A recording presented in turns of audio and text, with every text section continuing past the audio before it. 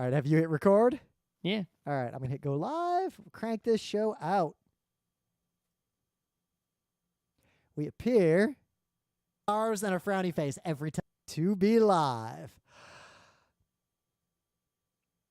It's Tuesday, April 4th, 2023. I'm Rim. I'm Scott. And this is Geek Nights. Tonight, we are reviewing the hot new trick-taking game, Cat in the Box.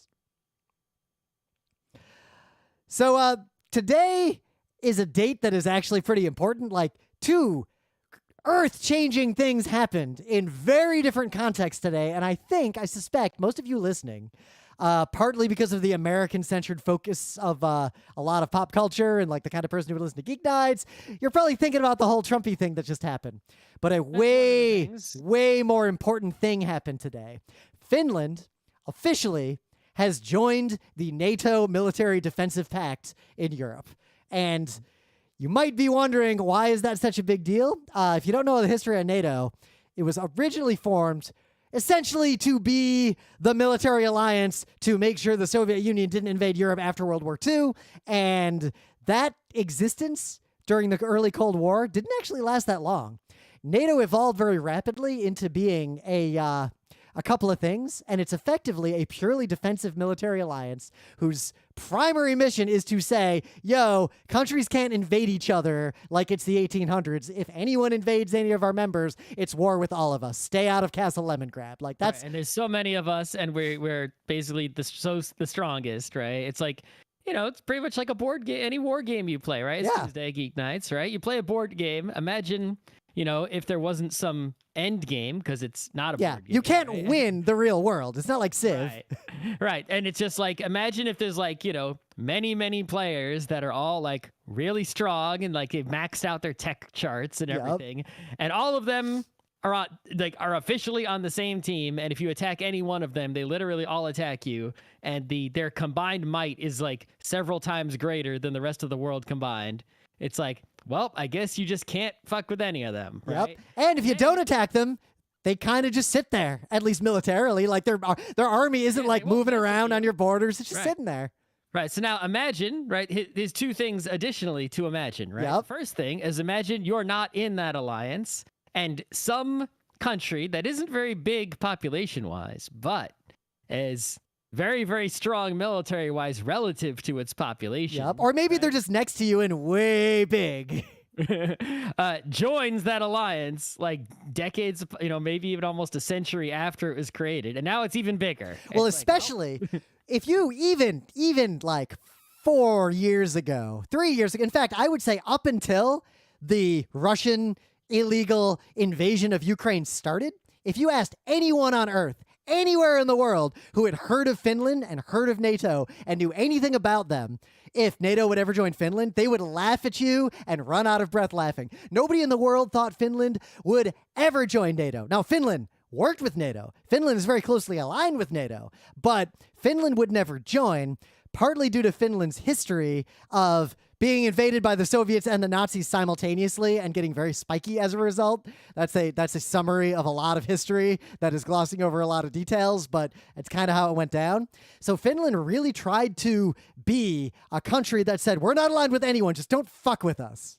Mm-hmm. Russia's aggression has gotten to the point to where Finland is actually afraid that Russia might do something to them, and that is why they joined. Public opinion was like 10% of Finns wanted to join NATO, and after Russia invaded Ukraine, like 91% wanted to join NATO. Yeah, and they joined NATO basically the immediately. Thing I wanted you to imagine you're playing in this war game, right? And there's some giant alliance that's unbeatable, but it never attacks anyone. Yep, and you're trading with it heavily. Like all your trade routes go there already. Right, and it's like it's over there, but you're not in it, right? But now you're in it. It's like you're feeling imagine the feeling of safety that has just appeared, right? It's right. Like, you know, there's this giant thing that is the most dangerous alliance of like all the like these the great, like it's an all-star team basically. And it's like now you're on that all-star team. It's like the feeling that you would have, right? Right. Joining that team. So I guess it's like, no one can fuck with me now, right? It's like I don't have to worry anymore. Yeah, and the other function that NATO provides is often if the UN or a collective of democratically leaning nations want to intervene in, say, a genocide situation, it's almost always going to be NATO that actually does that work. But that's actually a secondary function. Its primary function is... Depends where the genociding is. Yes, and it also depends on the complications of the UN and a bunch of stuff that's out of scope for Geek Nights. Not because we don't want to talk about it, because you should not be listening to us talk about it. Keep it, it's Tuesday. Yeah, right? it is Tuesday. But what I'll say is, in my opinion, this is a win for the world. Like, it is rare that we get news where I would say that is no strings attached, just good news that made the world a safer place. Like, and I'm guilty of this, especially, Twitter less so, because I don't use Twitter anymore, but of really focusing on the things that are fucked up and the battles we're losing around the world. But wins do happen, and I think it's important to celebrate them when they do. And this is just good news for the world that this happened. We are materially safer today than we were yesterday as a world. No, the people of Finland are. Well, arguably everyone else, because this likely will deter further Russian escalation of this conflict, because now they can't fuck with Finland. Sweden's about to join NATO as well. As soon as there is no official war anymore, Ukraine is going to join NATO. It's starting to come together. And of course, the Trump thing happened today, but whatever. He was charged with 34 felony counts, and it's now a Capone situation. What exactly the felonies were? Oh, yeah, you can. The arraignment happened today. The indictment was released. You can just read it. I have not read it. Wasn't it all like falsification of business records? Yes, each stuff? one. So the fun part is this is all I'll say is this is the least dangerous thing that is happening to that dude right now in terms of lawsuits and criminal charges. Like, this is the lowest hanging, weakest thing. But even this, every one of those counts theoretically could be 4 years in prison. It's a Class E felony. Right, and it's like people think like, oh, they're you think, okay, they got Al Capone like on some technicality, right? Yep. But it's like tax evasion is a normal crime that people get in trouble for all the time. Yeah, falsifying business records too. Like, if I falsified one business record for Geek Nights, like to cheat on my taxes or something, I would go to fucking prison. Like, right. This isn't some weird, it's, even though you think, they didn't get him on the thing he really did, right? The thing he really did was evil XYZ, right? Yep. It's like, but this is a crime that is commonly charged to various shady business people. Like, people go to prison for this all the time. It's a regular deal. It's not strange, right? It just happens to be the thing that the New York DA investigated and found and believes they found evidence of and has a case for. And so that is what they chose to charge him with. And it's a thing that evil people do a lot, which is, when they do their accounting, they write down that they spent the money on thing A when actually the money was spent on thing B. And you know what? It's a crime, even if thing A and thing B are both legal things. Like, if I have a grocery store and I write down that I spent $1,000 on potatoes and I spent the $1,000 on employees, that's a crime. I have to write down what I spent the money for truthfully. Yep. In my accounting. And the funniest part of this is, if I was a grocery store and I did that and the amount of money was big enough to draw attention, I would get charged with the same crime, not 34 times. So. And the argument American Republicans are making across the board today is actually kind of funny, and I feel like this isn't going to work out. They're basically saying, you only charged him with this because he's Trump, and you're politicized. And that's what I'm saying, is people get charged with this all the damn time. What they're actually saying is, you charged a rich person with a crime that only poor people are supposed to go to prison for. Oh. That's what they're actually saying. But rich people are charged with this crime also. Yes. They usually only the truly evil ones actually do it. Yeah, or they plead guilty and agree to a plea deal or something. Yeah. Or I'm surprised they didn't do that. That's what they should have done. Yeah, well, there's a lot going on there that I think is out of the scope of a Tuesday Geek Nights. But or rich people wisely get away with it, right? By not being... Yeah, not being mafia, like... fake mafioso incompetent. His lawyer sounds like a bad mafia actor from a B movie. It's really funny to listen to this dude. Mm-hmm. But I guess this is not a small deal what happened. And don't pop the corks on the champagne about how he's finally going down, because there's a long road to come. Don't hold your breath on this. But this is not... say he's not guilty. Yeah. Hung jury. A lot could happen, but this is not... This is not nothing. This is a real danger to this dude. He's not happy. No, he is definitely not happy. CNN was great. I was actually watching CNN at work when it went down, and CNN was like, he looks irritated and angry and deflated. And then one of the other CNN people is like, that is not the face of defiance. And then he starts laughing. And this was on the air live. Okay. All right.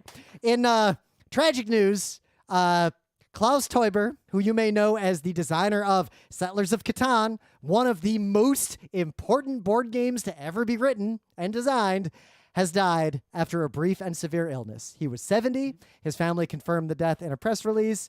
The tabletop world is mourning this man.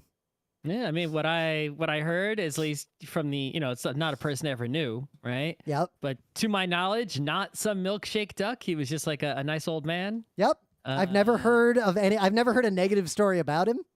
All right, but basically, he didn't actually design that many games, but there are others that you may have heard of. Let's see, I've played Hoity Toity. And Decker, right? Yep, and Decker. Hoity Toity's a big one. Hoity Toity. The Catan card game. The only good one. Settlers is just so much bigger, right? Yeah, and Settlers, like, to give you a sense of Geek Nights, if Settlers hadn't been made and we hadn't encountered it when we did, I don't think Geek Nights would have formed. I don't even know if our friendship like that. Settlers of Catan was deeply foundational to my life because of when and how I encountered it.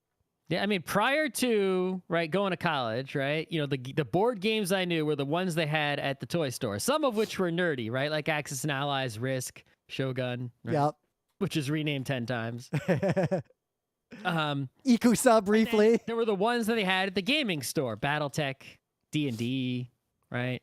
Magic the Gathering. Right? Yep. These were the nerdy tabletop games. I think the nerdiest tabletop game I knew of were those war games, but I didn't actually know what they were like.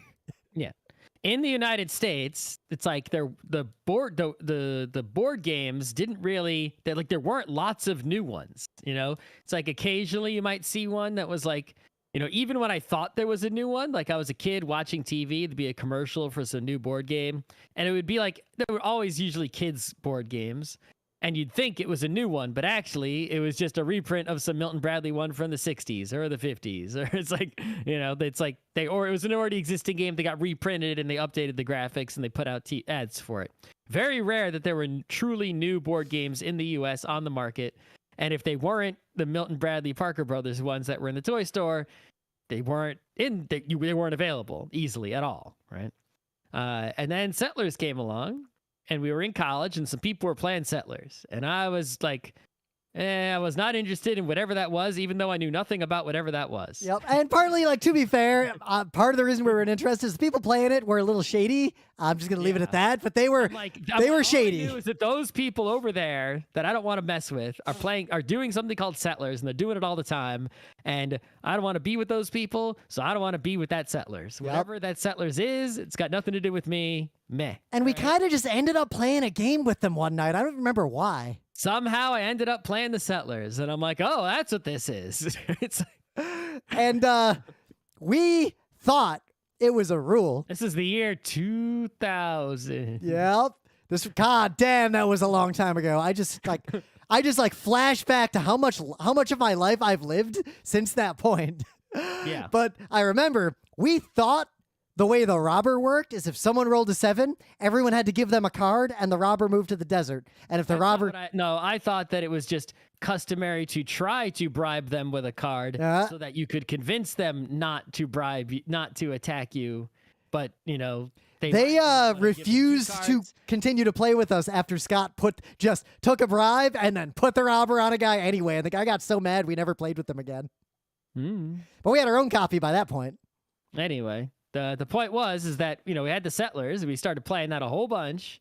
And then that pretty much led us to go, we went to the game store where I was already going to the game store, but I wasn't looking, for anything other than, RPGs, Battletechs, card games. Yep. And we started to look at the shelf we never looked at normally. Right. There was the shelf over the dice, right? The shelf of board games that were not Toys R Us toy store games.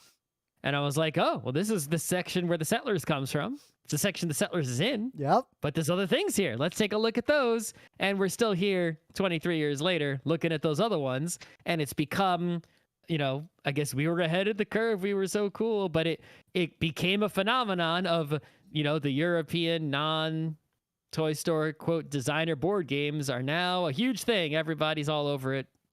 I mean, now like Settlers is in the toy stores like that. Oh yeah, that is not how it was. And while we met rag on Settlers, partly because we played it out. I've played Settlers easily over 100 times, probably a couple hundred times because I used to play it a lot, especially also, online. We had the 5-6 player expansion. Yep. I only played the Cities and Nights a few times. Cities and Nights, I actually enjoyed it. It was pretty good.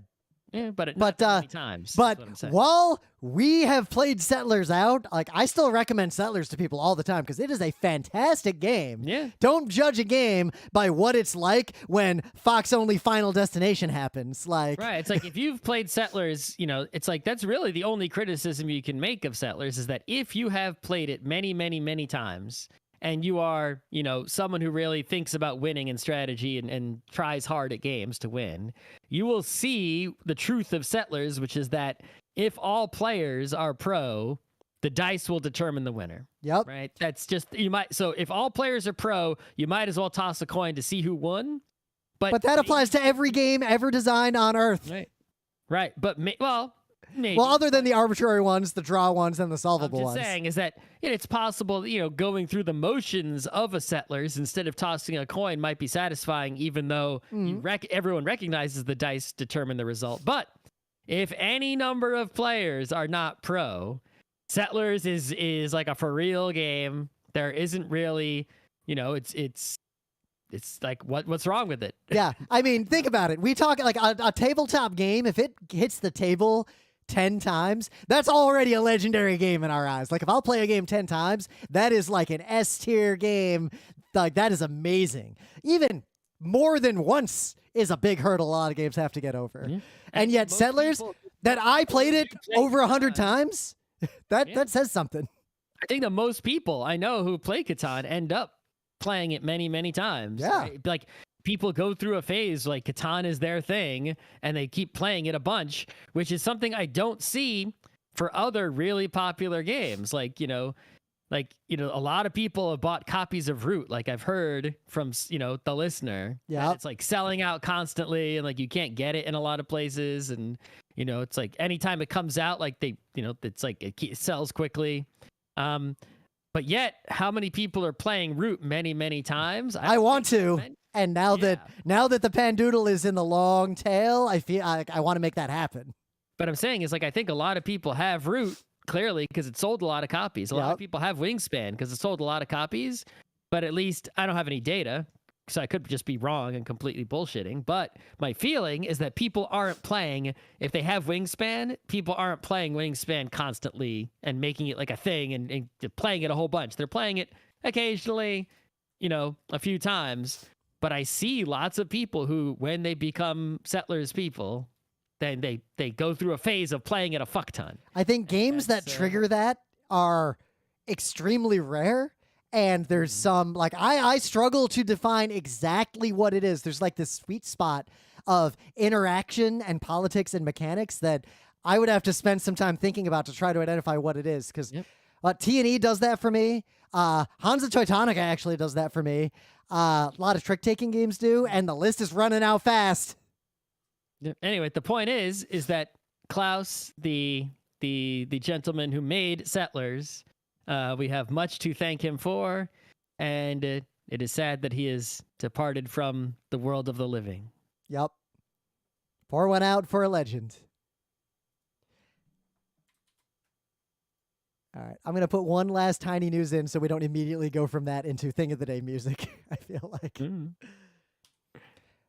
And one last little news on an upbeat. So you might remember there was a Dungeons and Dragons movie a long time ago, and we'll never speak of it again. I never actually saw it. Weren't there? There's the one that we saw in the theater. I don't know. Yeah, I did not go.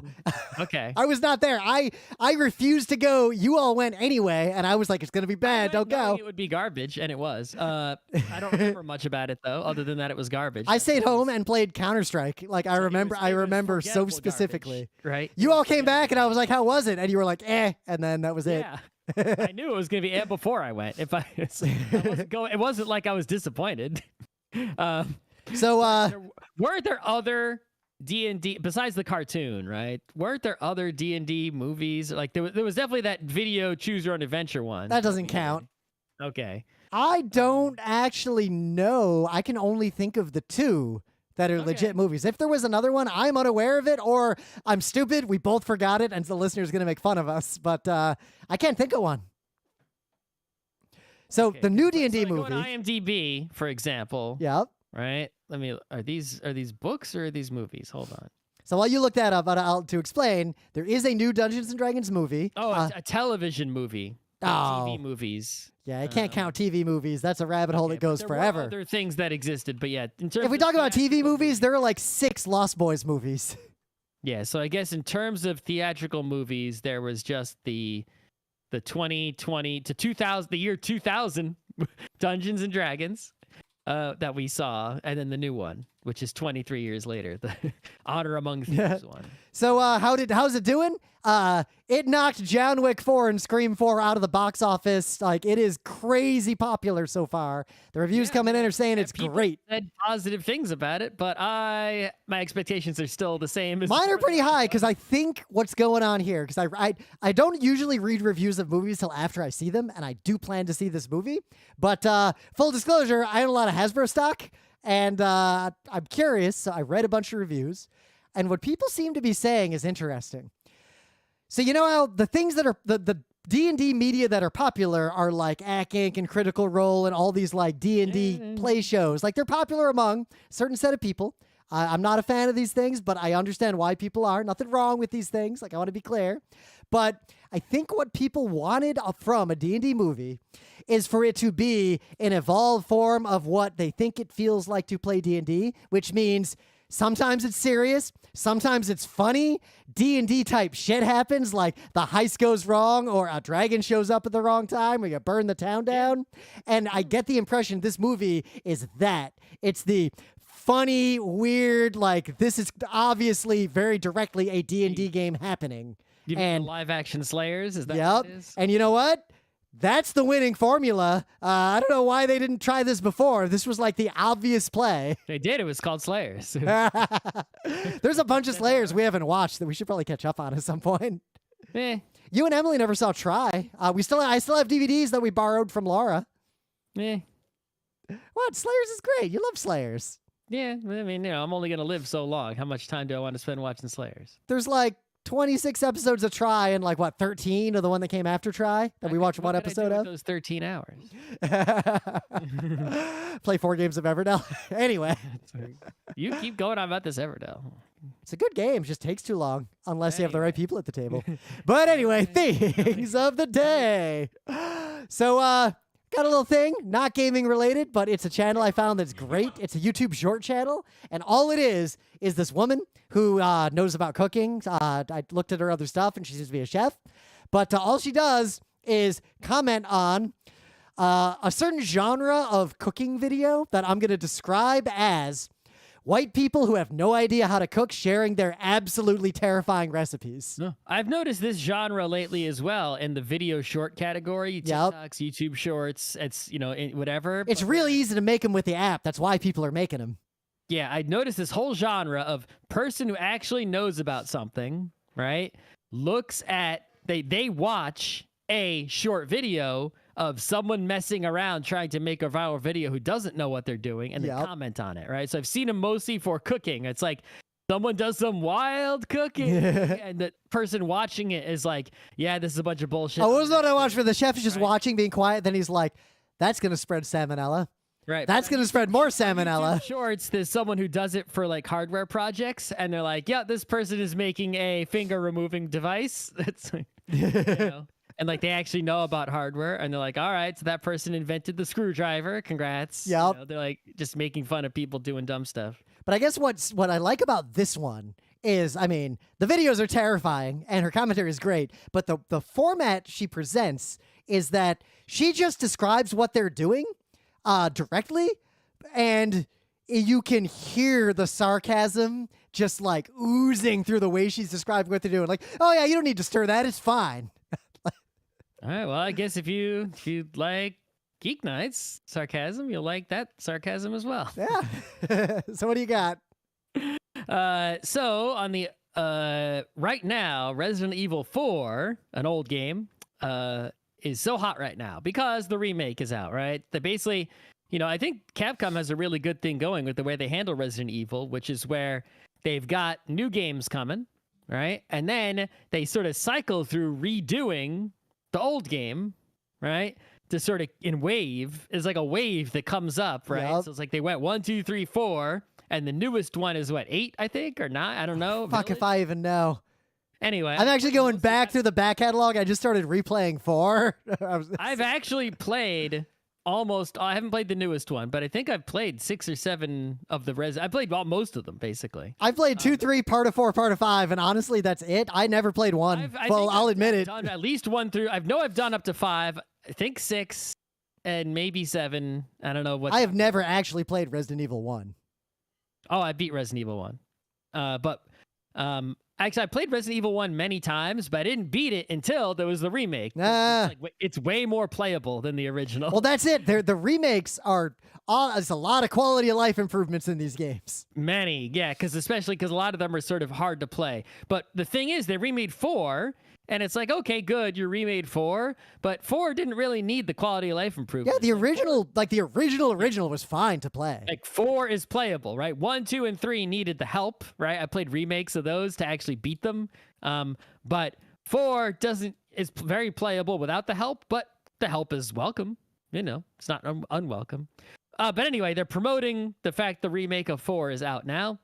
And they made these cute little 1-minute like chibi animations. And so far there's 3 of them. We can link to just the first one.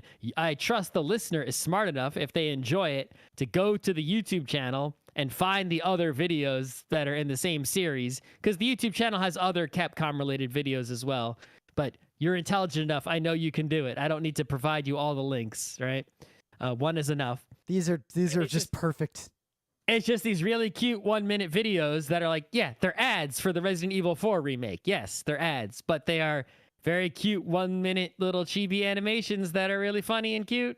And also, I think they work well for Resident Evil 4, because I think, having played most of the Resident Evils, 4 has the most straightforward, comprehensible, understandable, relatable story. I've watched people play most of the Resident Evils, and yeah, absolutely, from the watching people play them on live streams or on a couch, yeah, 4 makes sense-ish. I mean, it's literally like, go rescue the president's daughter. It's so straightforward compared to the other ones where it's like there's more mystery or what, it's just, this is what it is. Whereas 6 or whatever is like, what the fuck is going on here?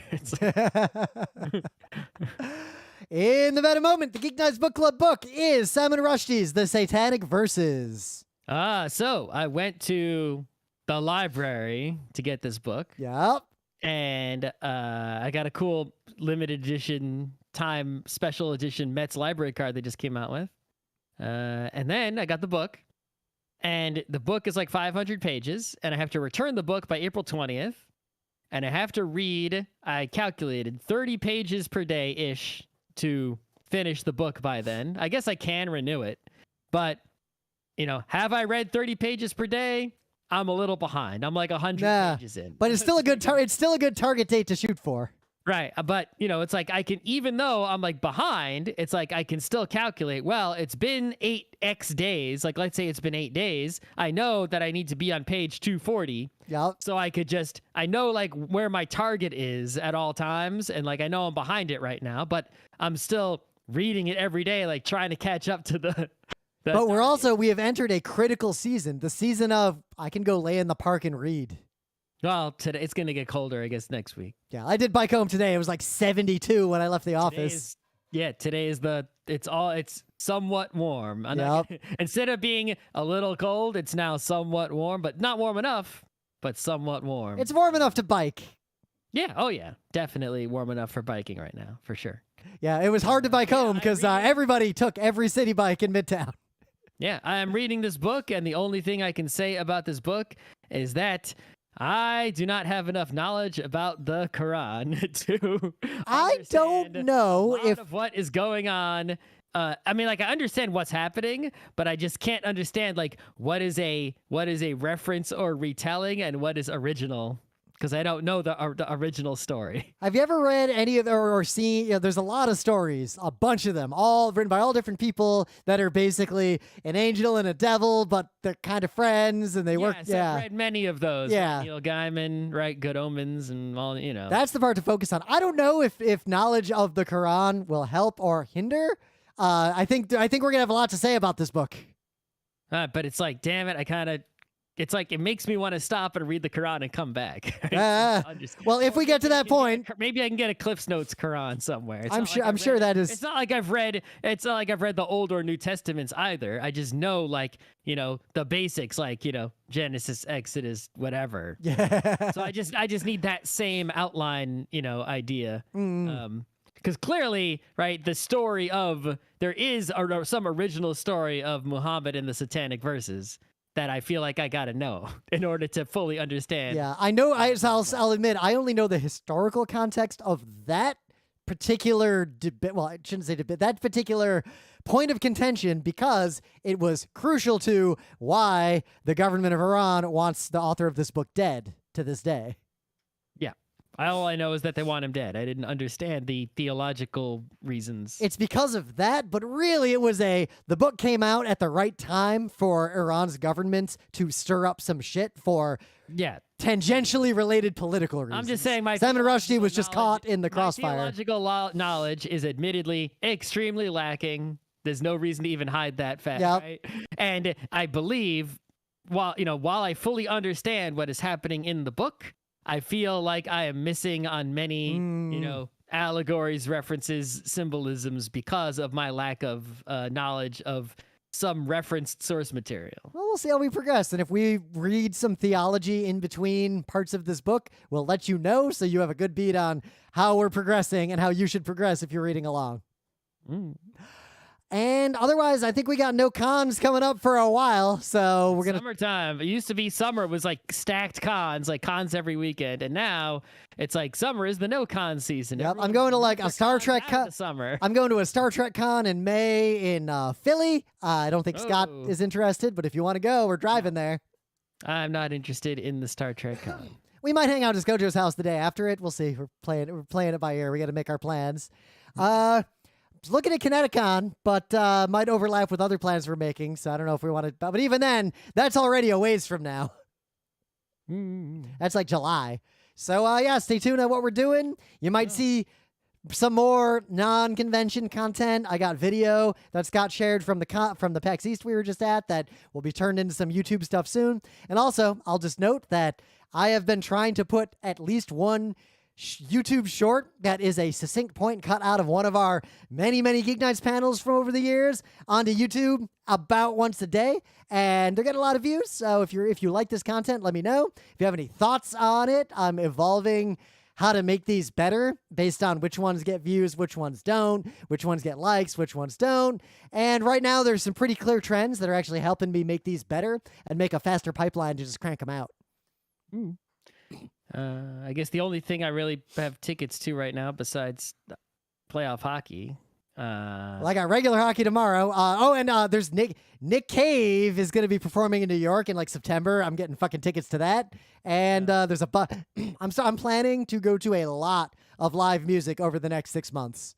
Yeah, we bought tickets to see after we went, I think, did I talk about the Dreamcatcher disappointing K-pop concert? Yes, you did when I talked about the last rock stars. Yeah. So, but the and Parov Stellar. Mamamoo is I've never seen them live because they've only been in the U.S. a few times and with very short performances. But it is well known and well documented on YouTube that they are in terms of K-pop groups, they are absolutely the best live K-pop group there probably is ever. Right. Probably even better than BTS in terms of the performance on stage live. And they have a U.S. tour now after so long, right? After how many years? They've been around 9 years at least, right? They finally have a U.S. tour. We paid the big money to sit close because it's in the UBS Arena where the Islanders play. At least the New York one is. And it sold out immediately.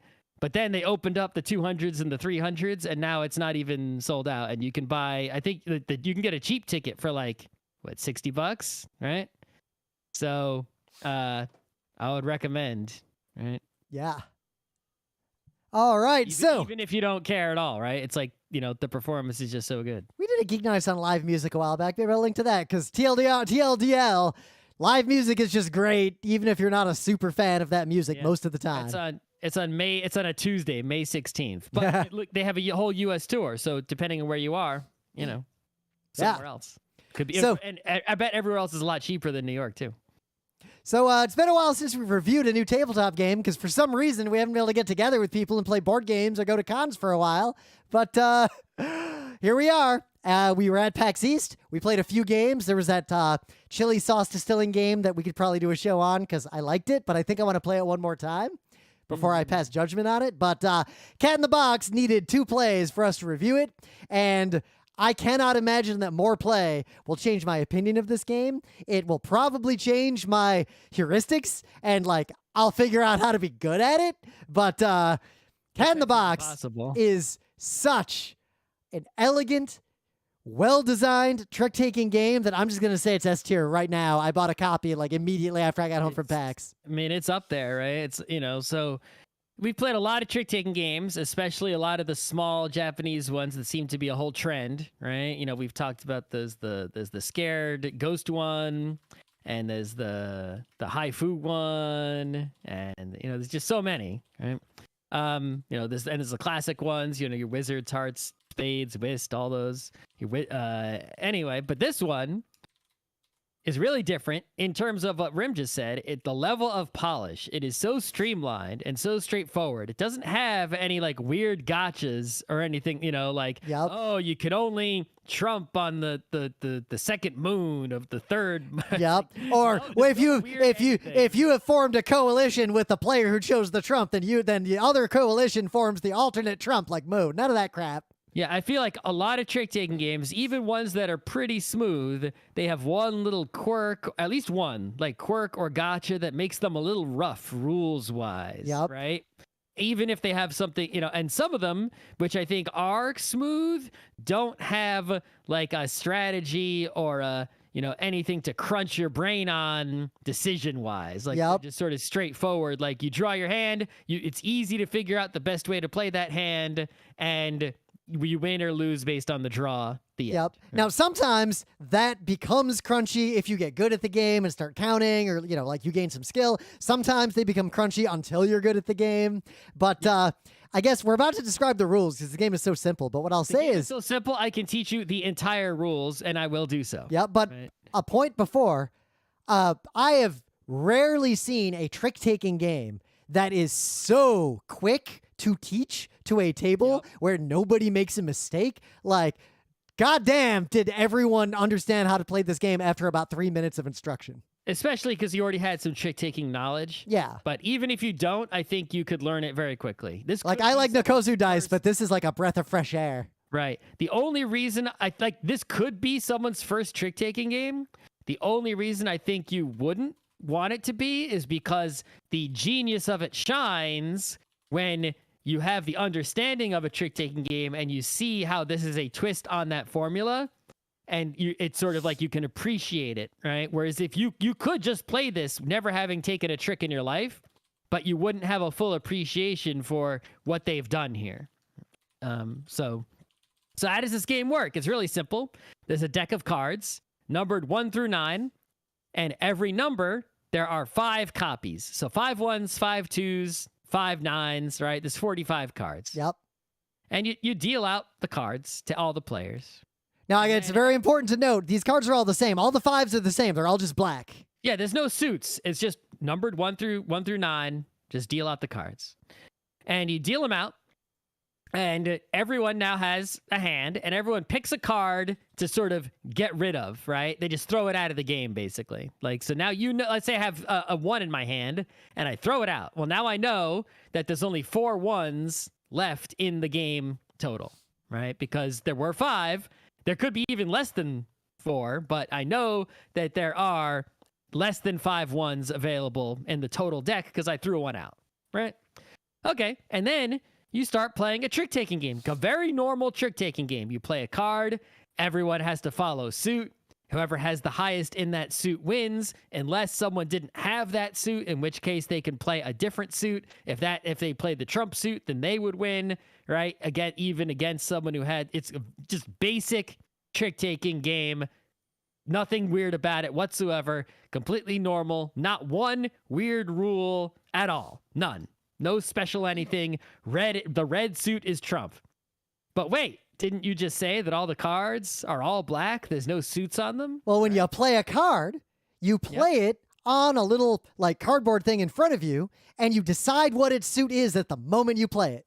Right. So I play a 5 and I say, this 5 is yellow. I decided it. When I play it, at the moment I play it, I decide I can pick any suit I want. And I say, it's 5, yellow. It's yellow.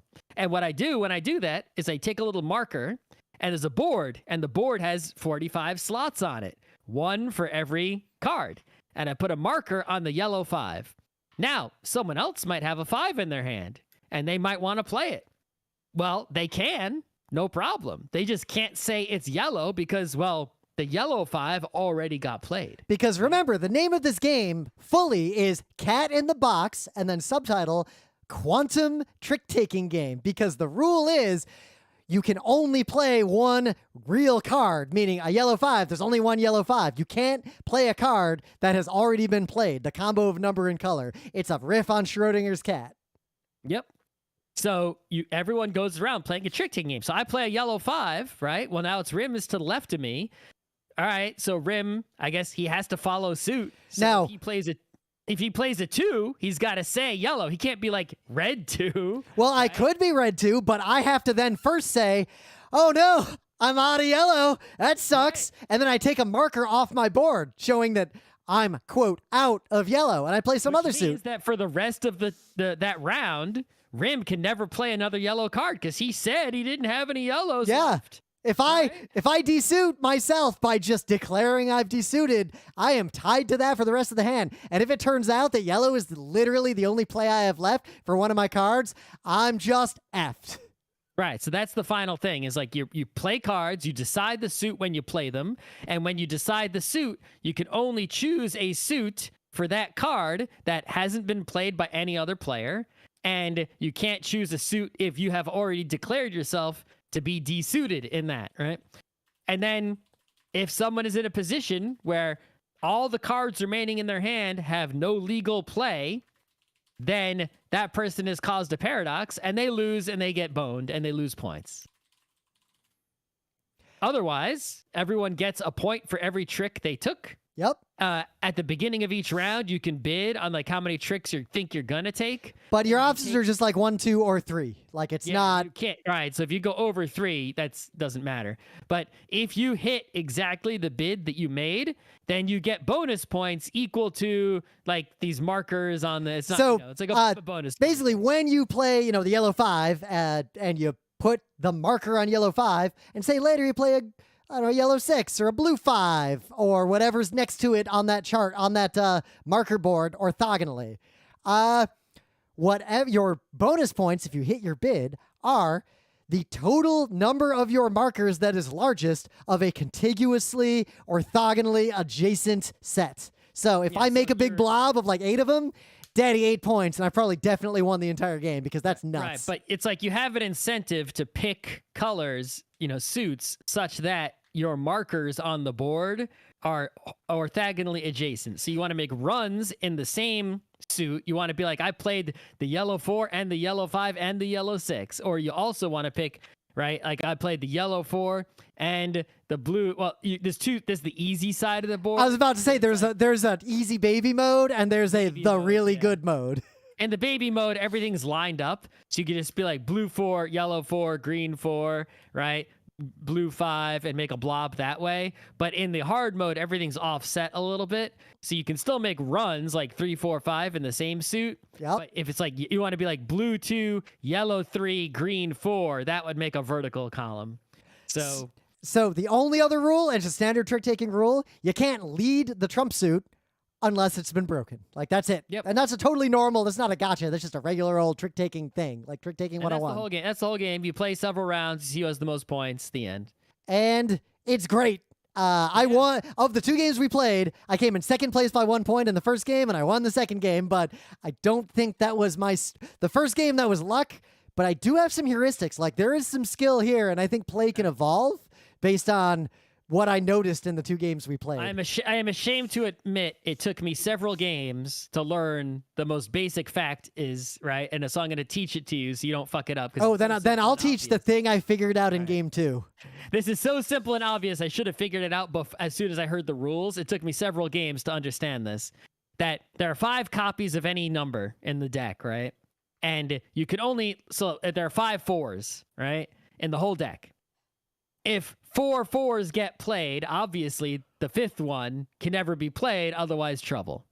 If you start in your opening hand and you've got more than 1 4 or more than 1 2, and you take one of them and throw it out at the start, then you know the other one is perfectly safe. You can always, as long as you don't desuit yourself and stupidly, right? Yep. You'll know that you can safely play that other one, right? So if you draw in your opening hand like 3 3s, obviously you should probably throw away one of the 3s, and now you know for sure those other 2 3s are safe, and you could just sort of hold them till the end of the round, and you won't paradox that way. Try to get all the other cards. If you got like 1 4 in your opening hand, okay, keep it, but try to play it quickly. That way you can get it out, and if no one else is throwing away a 4, and there's a dangerous paradoxical 4 out there, at least it's not in your hand. So And I paradoxed like often when I started playing, and is once I understood this, I stopped paradoxing basically. I only paradoxed once, and it was a -0 paradox. I was okay on that one. Yeah. But so my slightly more advanced heuristic that like worked so well, it's kind of like when you showed how you were winning Citadels, and everyone was like, "Oh fuck, that's why Scott Mine was wasn't winning." even a heuristic. It was just like a basic fact. Like, Yep. it's so simple. I don't know how I didn't understand that from the game. My one, baby but- heuristic that is the sole reason I won that second game and will definitely not work again was whatever number every single player played first, unless there was like a weird situation with like, like someone leads something really high first round, whatever they play, I assumed they were trying to get rid of it because they have more than one in their hand. So no, that's not. You would get rid of it early because you don't have more than one in your hand. well, no, because meaning they have more than one in their hand after throwing stuff away. And they're trying to get rid of the most dangerous card in their hand. But if you have multiple numbers of a card in your hand, Say you have 2 4s in your hand after you threw stuff away. but I would have thrown away one of the 4. What if you have 3 4s and 3 1s when you have to decide what to throw away? That's really weird. Really common. Like That a happened all the time. unlucky draw, but I had draws like that every game. But yeah, if you have it, the other thing is that when you get to the end of the round, you don't play your final card. So really, Yeah. you can save 2 cards. So if I had 3 1s and 3 4s, I would throw away a 1 at the start, or maybe throw away a 4 at the start, Yep. and then one of the 1s, I would just sort of say, this is the card I'm not going to play this round no matter what. And now I know that the 1s and the 4s are all safe to play, and I would put those also, deprioritize playing those, and try to get all the other cards played first. I went harder, Those are the and dangerous and risky ones. because the fact that if someone paradoxes, the hand ends immediately, Yep. I won the second game because every time someone paradoxed, almost every time I would have been forced to paradox if it got around to me, but someone paradoxed before. I aggressively tried to make someone paradox, and the way I would do that Especially is the turn order matters a lot too, especially on the final round. Like if you can see, because everyone's going to deal one hand, Yep. right? So if you say, okay, I'm the first dealer in the first round, and then that means on the last round, I will be going second. And so I'm probably relatively safe because you're not going to paradox before the last round unless you're really bad, right? It happened a couple times though. You can just get screwed by the colors or like being forced to desuit or something. It's possible, but it's like on that final round, it's like, okay, I'm going to be going second. I'm kind of safe, but I can obviously be in a position of power to really hurt right? The third and fourth players. Like if I see that, like if I look at that board on that final turn and I see that like threes have been used and I've got the fourth 3, it's like I'll play that and it's like, all right, so a 3, what do you got? So what I did, and this was super effective, just saying, in these early games, I don't think it'll last because obviously this is easily defeated. Whoever in the first hand, whatever number, I look at all the numbers everyone who did not lead played. I pick one of those players, and especially if I have 1 or 2 of that number, and I do the same thing like pushing spades and hearts. I play that number at my next opportunity to try to force them into a corner by getting to the point where I hope they had 2 3s, let's say. They got rid of 1. I force other 3s out to try to get to the point to where all 4 3s are taken up, so now they've got a liability in their hand. And I mean, filling up a number in general is going to force someone, right? Is going to create the most dangerous situation for someone, right? But so I would try to keep 2 of a number, which is highly risky, like 2 5s. Someone plays a 5. I play a 5. My next 2 cards are 5s. Just try to fuck them over. If you have 2 5s and you haven't shoved one under at the start, I will keep one sometimes. It's like, right. Well, it's like you know that if you keep one of them to the end, you're safe. But if you can play both, then you know you've definitely probably put the hurt on somebody. Exactly. And I played this game both times the same way I play hearts. I don't try necessarily to minimize my score so much as I try to fuck over other players and force them into bad situations. And that's just how I often play trick-taking games. And it's highly effective in 2 plays of this game. The worst draw, I think, in this game would actually be like 3 pair, right? Because you let's say I got 3 1s, 2 2s, 2 1, 2 3s, 2 4s. I can hide a 2 at the start. I can save a 3 at the end. And it's like, well, I've got 2 4s and I have to play them both. Right. If I had that situation, I would aggressively desuit like early on purpose, which you remember I desuited way early and everyone was like, whoa, and I won. So, but it's like I would play those 4s, right? I would try to play them quickly so that, because there's a risk that there could be 5 of them out there. In that situation, if I had like 3 pairs, I would aggressively desuit to try to get them all out on purpose quickly, because if you have those cards and you're playing with the skewed board, then that lines up into an extremely orthogonally adjacent pile of points that is worth the risk. You could have like a 7, 8, 9 point hand, and that'll probably win you the whole thing. It's worth going for it. Of course, if you paradox. The problem is desuiting too early, you might end up hurting yourself because it's like, okay, I know for sure that there are. I ditched a 1 at the start and I've got a second 1. And I know there's only 4 1s out there, right? And I desuit, in blue or something, and then everyone gets played except the blue one, and I'm the only. This is the only one that's left because I ditched one of them.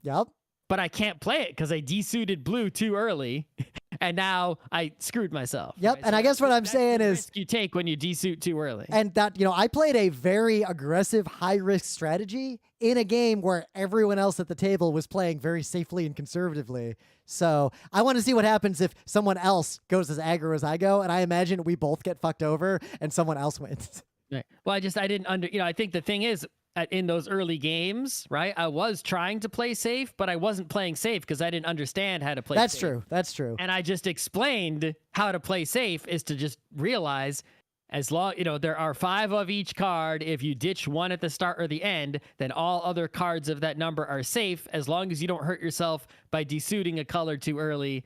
That you can separate your hand into the numbers that could paradox and the numbers that can't paradox. I just realized, why we were able to get such heuristics and figure stuff out so quickly with 2 plays in this game compared to other trick-taking games. We played with a bunch of smart people several times in a row. Well, I only played twice, but not just that.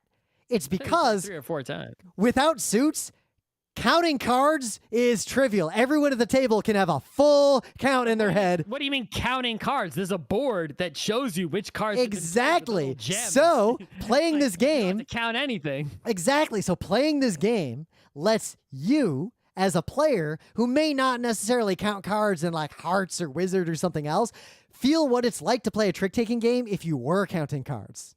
That is the magic of this game, and I just realized it. And you can see, like, I got a yellow 6, and you look at the board, and it's like it shows you that the yellow 7 and 8 have already been played, and you're like, yellow 6. Oh, you have a 6, not a yellow 6, Yep. but you make it a yellow 6 because you've seen that the 7 and the 8 have already been played, and there's and it's like, well, that's it could beat that unless Yep. they break and play. The only cards, the only information you have to keep track of really is what card did you throw away, because that's the only information you have other than your hand that no one else has.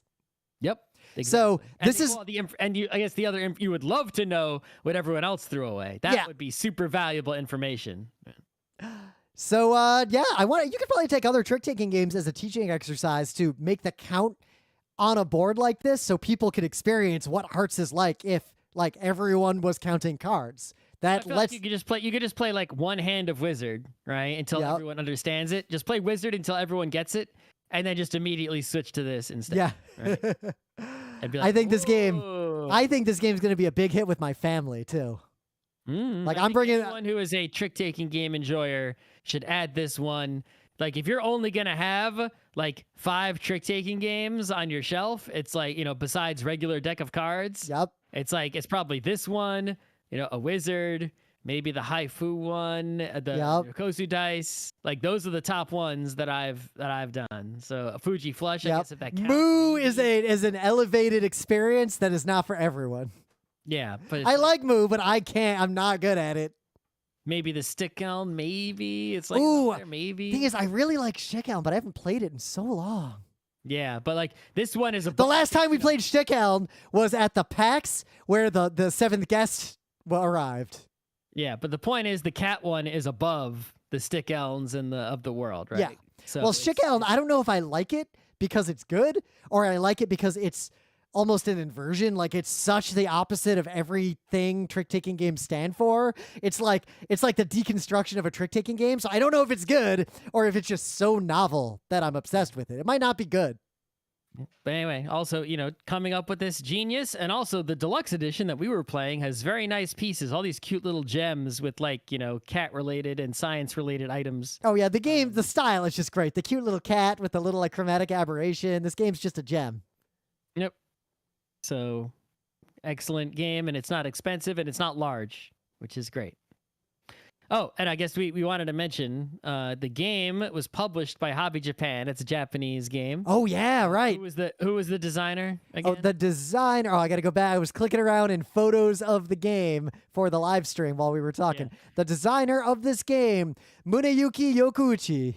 Okay, but well, yeah, good job to that person. But the thing I learned thanks to this game is I thought Hobby Japan was a magazine, right? Which it is, I guess. About like Gundam modeling and stuff like that. But apparently, Hobby Japan is like a publisher of like many different nerdy things in Japan, not just a magazine. Most Euro games, like it's a You like buy D&D in Japan, it's like translated and locally published by Hobby Japan. they've even got the distribution rights to Advanced Squad Leader. Yeah, it's like I didn't realize Hobby Japan was this whole publishing company. I thought it was just a magazine. But nope, it's a whole publishing company. They publish lots of stuff over there, including board games, including this